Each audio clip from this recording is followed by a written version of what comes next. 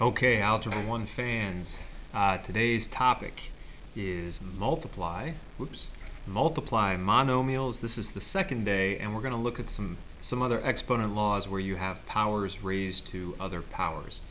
Before we start, let's talk about our joke of the day in algebra, and the question is, why was the student afraid of the y-intercept? The answer is, she thought she'd get stung by the bee. Y equals mx plus b. B is the y-intercept. Ha ha ha. Very good. All right, so let's look at some examples here. This is called power to a power. That's where you take an exponent and you raise it to another exponent. So we'll start with number 1, and number 1 is actually a review from what we did in the last lesson. X to the 5th times x to the 2nd. When you multiply variables together, remember the rule? You keep the base and you add the exponents. So you get x to the 7th power.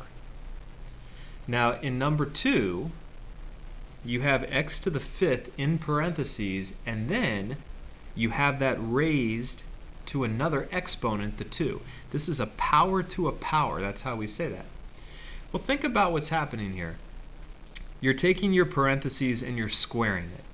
On the side here, let's imagine that there's nothing in the parentheses, okay?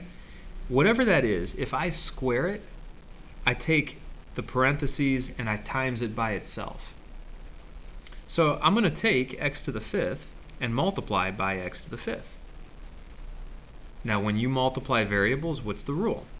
You keep the base, the x, you add the exponents, 5 plus 5, and you get x to the 10th. That's the answer. That is simplified. In number 3, x to the 4th times x to the 3rd, keep the base, add the exponents, we get x to the 7th. Now number 4 though, you have x to the 4th raised to the 3rd power. So we're taking our parentheses and we're going to multiply it by itself 3 times. That's what the exponent tells you to do. So that's x to the 4th times x to the 4th times x to the 4th. When you multiply variables, you keep the base, that's the x, you add the exponents, 4 plus 4 plus 4, and you get x to the 12th. Now the question is, when you look at this, example number 2, you had x to the 5th raised to the 2nd power, and the answer was x to the 10th. And then we had x to the 4th raised to the 3rd power, and the answer was x to the 12th. Do you see the pattern here? How do you take 4 and 3 and get 12 for an exponent? How do you take 5 and 2 and get 10 as the exponent? Well, you multiply them together. So the rule is, if you have a power, an exponent raised to another exponent, a power to a power, you multiply the powers. 5 times 2 is 10, 4 times 3 is 12. And the base stays the same. That's the rule. So power to a power, in this little box here, a to the m raised to the nth power. What we do is we keep the a, the base, you multiply the exponents. If you have more than one thing on the inside of the parentheses, then what you do is you multiply the exponents, both of these, by this outside power p. So the base is a, that's m times p. It's almost like distributing. It's almost like the distributive property. And then the base is b, and that's n times p. And that's our relationship. Okay, so this is what we're going to be practicing here. So let's look at some examples. Let me zoom in a little bit. Example number 5, x to the 3rd raised to the 7th. Now, we could write x to the 3rd 7 times and then add all those exponents, but the easier thing to do is to recognize, oh, it's a power to a power, so I just multiply those together, I get x to the 21. X to the 17th raised to the 3rd, that's x to the 51.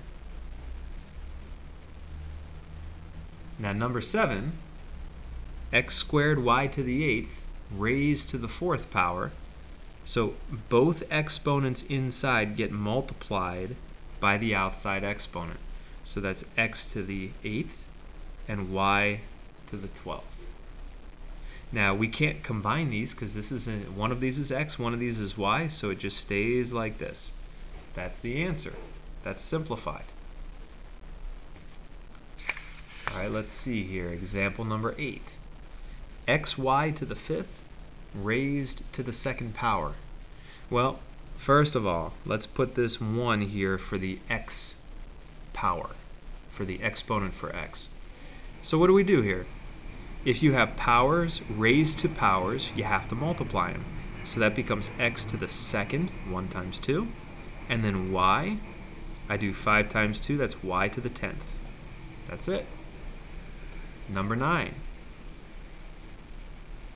When you raise a power to another power, you're going to multiply them. So that's a to the 30th, b to the 7 times 10 is 70, and then c, 2 times 10 is 20.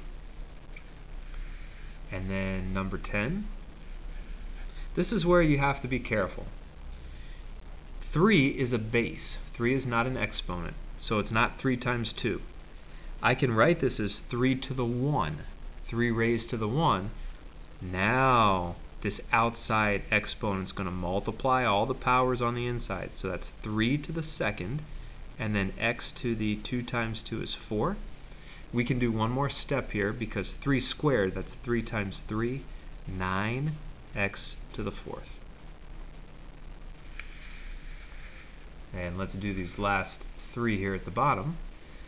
If you have a negative 3, now I'm going to write this. This is negative 3. I multiply the exponents. So that's negative 3 to the 2nd. But I'm going to put negative 3 in parentheses. When I square a negative number, I'm going to put that negative number in parentheses. Okay, you'll see why in a moment. This becomes x to the 4 times 2 is x to the 8th.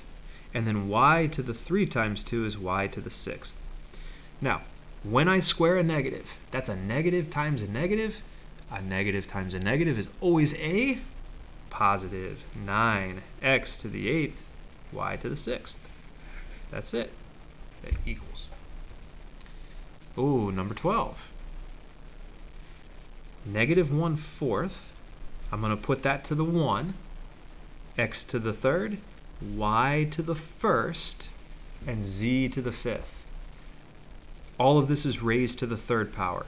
So that means we're going to take everything and raise it to the 3rd power. So we're going to multiply the exponents. This is negative 1/4. I'm going to put that in parentheses. To the 3rd, 1 times 3 is 3. And then x is the base. 3 times 3 is 9 for the exponent.